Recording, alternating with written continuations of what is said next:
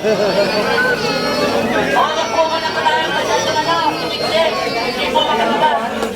sa Madam Rosmar. So, ayan. Ganun dito. Ganun yung pagsanggap ng mga tao. Nakita nyo naman. Ayusin lang natin. Baka mamaya po masaktan natin si Madam Rosmar. Ayan lang po tayo ha. Huwag po natin dumugin. Nagbibigay naman po tayo ng interview para wala lang po masaktan. Ayan po tanong natin si Madam para... Rosmar po.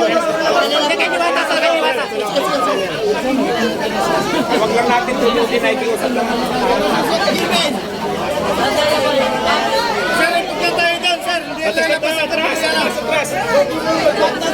Kamay kayo para hindi sila makapasok. Kamay kayo para hindi sila makapasok. Sir, alam natin na bagay. Sir. Bilog lang. Wala makapagpilitan kasi kaya po tayo minumaplas para makahala. Lalo po kayo lumimit kayo, lalo kayo mga... Kaya pumasok sa akin ang kami pumasok. Sana po, trabaho lang sa inyo. Alam mo po kasi nila. Ilang kumbay lang natin dito. Nakikiusap lang po tayo. Kasi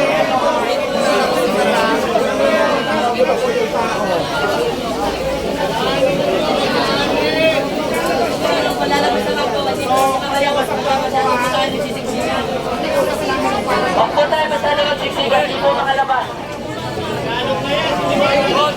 kayo pag pinagandaan na, kayo pa rin mag-aaway. Pag lumabas po, huwag po tayo masyado pumasok. Kasi hindi po makalabas po maayos yan. Ito na lang pa kayo mag-escort o gilid-sulid sa may kasi. May kasi.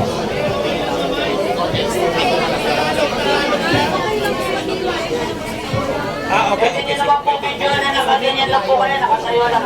Huwag nyo na po masyado na pintalis.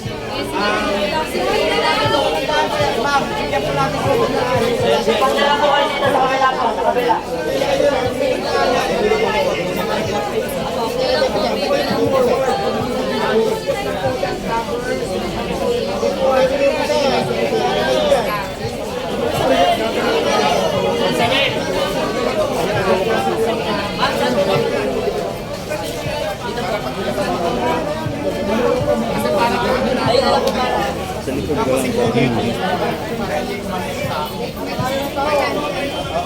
Pasuyo lang ha, wala mo nang pupunta dito.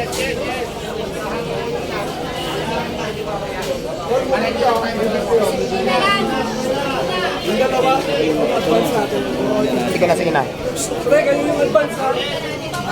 So ayan na po, sasalubugin na natin si Madam Rosmar kasi inayos ko muna yung tao. Siyempre gusto natin yung security ni Madam, yung seguridad niya. So yun lang.